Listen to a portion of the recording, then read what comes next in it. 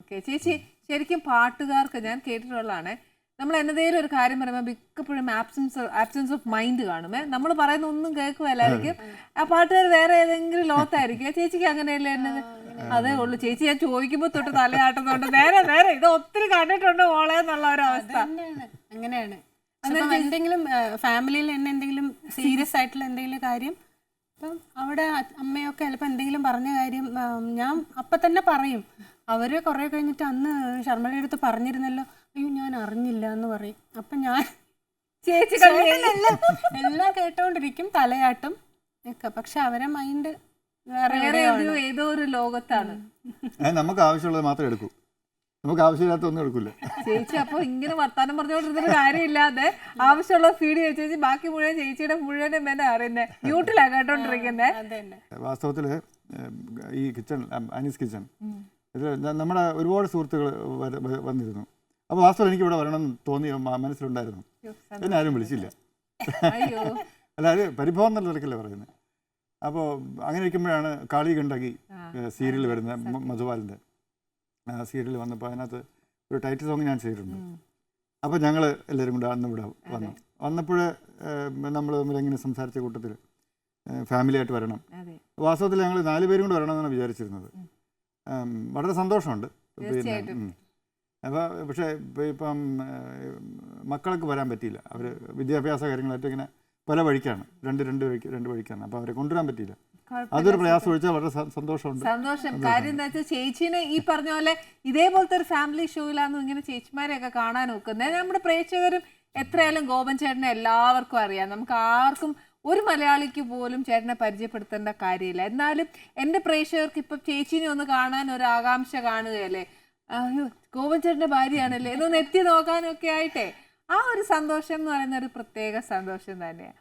ഇനിയിപ്പോൾ ഒരു കാര്യമുണ്ട് ചേച്ചി, എനിക്കിത് വേറൊരു കാര്യം കൂടെ ഭയങ്കര സന്തോഷം എന്നാണെന്നറിയോ.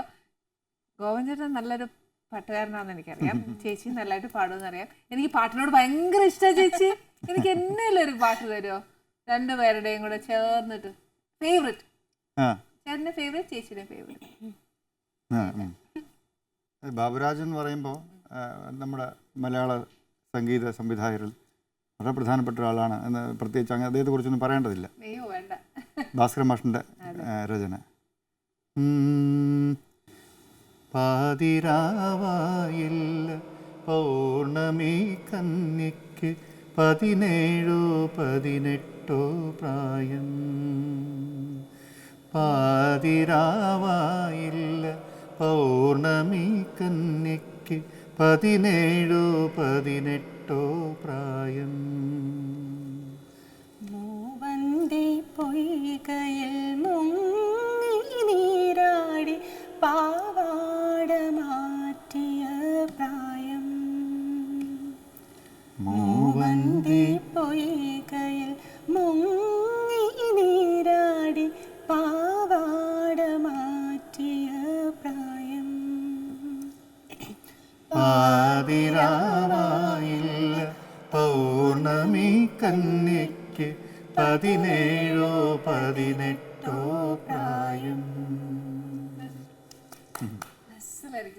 ശരിക്കും പാട്ടുകാരൻ നിന്നും ചേട്ടൻ എപ്പോഴും മ്യൂസിക് ഡയറക്ടറായി മാറി? സംഗീത സംവിധാനം എന്നുള്ളത് ഞാൻ ഈ പാട്ടുകാരനായി വരുന്ന കാലം മുതലേ എനിക്കുണ്ട്, എൻ്റെ ഉള്ളിലുണ്ട്. ഒരു കവിത കിട്ടിയാലോ അല്ലെങ്കിൽ ഒരു ഗാനം കിട്ടിയാലോ അല്ലെങ്കിൽ നമ്മൾ ഇപ്പോൾ 1000 പാത്രങ്ങൾ കിളിങ്ങുന്നൊരു പാട്ട്, അത് വേറെ രീതിയിൽ കമ്പോസ് ചെയ്യാനൊക്കെ ഉള്ള ഒരു കുരുത്തക്കേട് പണ്ടേ എൻ്റെ ഉണ്ട്. അപ്പോൾ പിന്നെ പക്ഷെ ഞാൻ പാട്ടുകാരനായിട്ട് വന്നു. പാട്ടുകാരൻ ഒരിക്കലും ഒരു സംഗീത സംവിധായകനാകാൻ പാടില്ലാത്ത ഒരു സമയമുണ്ട്. അങ്ങനെയാണ് ദാസാർ എന്തൊരു കമ്പോസറാണ് യേശുദാസ്. അദ്ദേഹം വലിയ അദ്ദേഹം ചെയ്തിരിക്കുന്ന ഓരോ പാട്ടും, എല്ലാ പാട്ടുകളും വളരെ ഹിറ്റാണ്. അത് നല്ല ഒരു മ്യൂസിക്കുള്ള എത്ര മനോഹരമായ പാട്ടുകൾ. അദ്ദേഹം എന്തുകൊണ്ടാണ് ചെയ്യാതിരുന്നത്? അല്ല, അറിവില്ലാത്തതുകൊണ്ട് ഞാൻ ചോദിക്കാം. ദാസേട്ടൻ കമ്പോസ് ചെയ്ത ഒരു പാട്ട് പറയോ? ആശ്ചര്യ ചൂടാമണി അനുരാഗപ്പാൽ കടൽ കടഞ്ഞു കിട്ടിയോരാശ്ചര്യ ചൂടാമണി ആരു നീ സീമന്തരേഖയിൽ ഈയൊരു ചാരു കുങ്കുമലത പടർത്തി.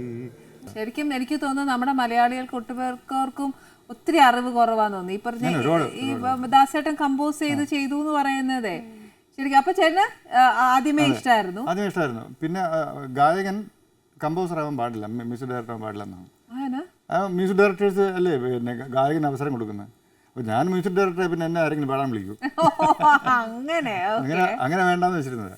ഓക്കെ, അപ്പൊ അത് വേണ്ടാന്ന് വിചാരിച്ചു, മ്യൂസിക് തൽക്കാലം മാറ്റി വെച്ചു. ഓക്കെ ചേട്ടാ, പക്ഷെ പണ്ട് കാലത്തൊക്കെ ഈ നാടകത്തിന് നമ്മളൊരു ഇതിന് പോകുമ്പോൾ പല സ്റ്റേജസ് ആണല്ലോ. അപ്പം ഈ നാടകക്കാരെന്ന് പറയുമ്പോൾ അവരുടെ കൂടെയാണ് ഈ കംപ്ലീറ്റ് മ്യൂസിക് കൂടെ ചെയ്യുന്നത്. പക്ഷെ ഇന്നത്തെ കാലത്ത് അത് വേണ്ട.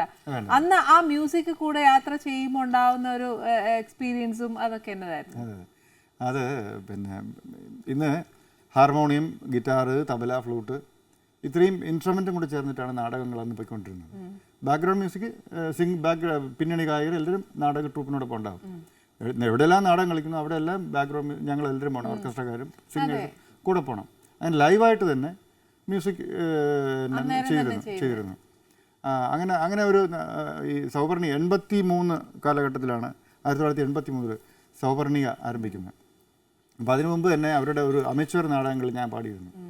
അമച്വർ പിന്നെ ഈ മത്സരങ്ങൾക്ക് പോകാൻ വേണ്ടിയിട്ട് അതിൽ ഞാൻ ഇടയ്ക്ക് കൂട്ടി പാടിയിരുന്നു ഒരുപാട് വേദികളിൽ. അവർ പ്രൊഫഷണൽ നാടകമായിട്ട് പിന്നെ കുഞ്ഞാറമൂട് കേന്ദ്രീകരിച്ചിട്ട് സൗവർണിക എന്നൊരു നാടക സംഘം പ്രൊഫഷണൽ നാടകം ആരംഭിക്കുകയും അതിൽ പാടാൻ പോവുകയും ചെയ്തു. അങ്ങനെയാണ് ഞാനൊരു 1.5 വർഷം ലൈവായിട്ട് നാടകങ്ങളുടെ പിന്നണി പാടിയിട്ടുണ്ട്. അതൊരനുഭവം തന്നെയാണ്. ഫസ്റ്റ് നാടകം ഏതായിരുന്നു ചേട്ടൻ ചെയ്തത്? പിന്നെ മ്യൂസിക് ചെയ്തത് രമണൻ എന്നൊരു നാടകം. ഓക്കെ, ചേട്ടന് ഇഷ്ടംപോലെ നാടക ഗാനങ്ങൾ പാടിയിട്ടുണ്ട്, അവാർഡ് കിട്ടിയിട്ടുണ്ട്. ചേട്ടന് ഫസ്റ്റ് കിട്ടിയ അവാർഡ് ഏതായിരുന്നു? തേവാരം എന്നൊരു നാടകം, സൗവർണിയുടെ. അതിനകത്ത് MK അർജുനൻ മാസ്റ്റർ സംഗീതം. അതിനകത്ത് പിന്നെ ഇടയ്ക്കയിൽ ജീവിത ദുസ്സഹ ദുഃഖങ്ങൾ എന്ന് പറഞ്ഞൊരു നാടകം 94 ആണ് ആദ്യമായി കിട്ടുന്ന അവാർഡ്. അശോക് ശശി അതിൻ്റെ അവാർഡ് കിട്ടിയ പാട്ടൊന്ന് പാടാവോ? ഇടയ്ക്കയിൽ ജീവിത ദുസ്സഹ ദുഃഖങ്ങൾ ഇടയ്ക്കിടയ്ക്കറിയാതെ പാടി ഞാനുമെന്നിടലുമായി പ്രദക്ഷിണം വയ്ക്കാത്ത പൊന്നമ്പലങ്ങളിന്നില്ല, വഴിയമ്പലങ്ങൾ തിരുസന്നിധാനങ്ങളില്ല, തിരുസന്നിധാനങ്ങളില്ല വരുന്ന പാട്ട്. ശരിക്കും എന്നെ ചേച്ചി കൂടെ വേണം കേട്ടോ ചേട്ടൻ്റെ. ഇപ്പൊ എനിക്ക് മനസ്സിലാവുന്നുണ്ട് ഈച്ച് ആൻഡ് എവറി മൂവ്മെന്റ്. എല്ലാ കാര്യത്തിലും ചേച്ചി ഇങ്ങനെ കീനായിട്ട് ചേട്ടന്റെ കൂടെ നിൽക്കുന്നുണ്ട്. അതങ്ങനെയല്ല, ഇത് കുറെ മടിയന്മാരാക്കിയിട്ടുണ്ട് ഇവരെ, അച്ഛനെയും മക്കളെയും. നമ്മളിങ്ങനെ കൂടെ കൂടെ നിന്ന് അതാ ഞാൻ പറയും, രാവിലെ ജോലിക്ക് പോകണ അമ്മമാരെന്നെങ്കിൽ ഒന്നും അറിയണ്ടല്ലോ, അവര് ഇറങ്ങിപ്പോ ഉള്ളതെല്ലാം നിങ്ങൾ ചെയ്തോണം എന്നൊക്കെ പോയി. ഇതങ്ങനെയല്ല, ഇത് 12 മണി വരെ ചിലപ്പോൾ ഞാൻ ദോശ ഉണ്ടാക്കിക്കൊണ്ടിരിക്കും. ബ്രേക്ക്ഫാസ്റ്റ് ഒക്കെ ചിലപ്പോൾ അപ്പോഴായിരിക്കും. പക്ഷെ എവിടെയെങ്കിലും ഇങ്ങനെ 11 മണി 12 മണിക്കൊക്കെ എപ്പോഴെങ്കിലൊക്കെ മതി. പക്ഷെ ഈ അടുക്കളയിൽ ചേച്ചിക്ക് അങ്ങനെ വേണ്ട, നമുക്ക് വർത്താനം പറയാം, ഞാൻ ആഹാരം ഉണ്ടാക്കി തരാം.